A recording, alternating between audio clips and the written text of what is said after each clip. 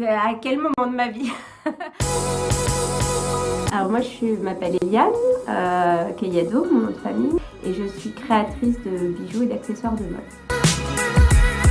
Mon métier, c'est un mélange donc, de fabrication, création-fabrication, et à la fois vente au public, vu que c'est un atelier et une boutique. Comment j'ai découvert mon métier? Alors j'ai découvert que ça pouvait être un métier pendant mes études.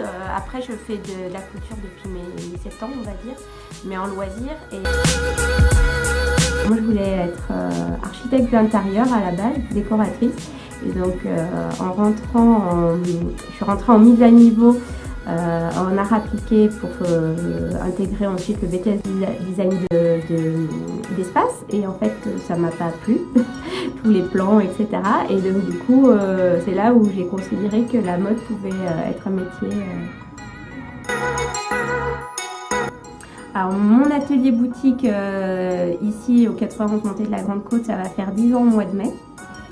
Après, ça fait 11 ans et demi que j'ai démarré mon activité, et j'ai d'abord travaillé chez moi et partagé aussi un atelier boutique pendant quelques mois sur le plateau avec une autre créatrice, et après j'ai trouvé ici. J'ai fait un bac général, ensuite j'ai tenté des concours pour des mises à niveau en art appliqué public que j'ai raté, donc j'ai fait de l'histoire de l'art et ça m'a plu, donc j'ai continué pendant 3 ans. Du coup après j'ai quand même intégré une mise à niveau en art appliqué privé, et ensuite BTS design de mode. Des bijoux je crois. Alors j'ai vendu mon premier bijou à une amie, j'étais encore étudiante. C'est le mélange en fait de tous ces métiers. Je ne pourrais pas en choisir juste un seul. Il y a vraiment le côté manuel et touché avec la matière, et à la fois la relation au public et à la clientèle qui est hyper importante. Et aussi la mise en scène. Donc c'est pour ça que c'est vraiment un parfait mélange. Pas toujours évident de tout gérer en même temps, il y a des couacs, mais c'est vraiment la symbiose de tous ces métiers-là. La répétitivité. Voilà, parce que du coup je travaille en petite série, et le plaisir n'est pas le même quand on produit le 10e objet similaire que le premier. Courageuse, persévérante et un brin d'inconscience.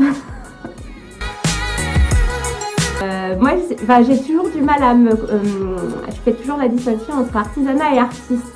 C'est lutter contre aussi une société de fabrication industrielle.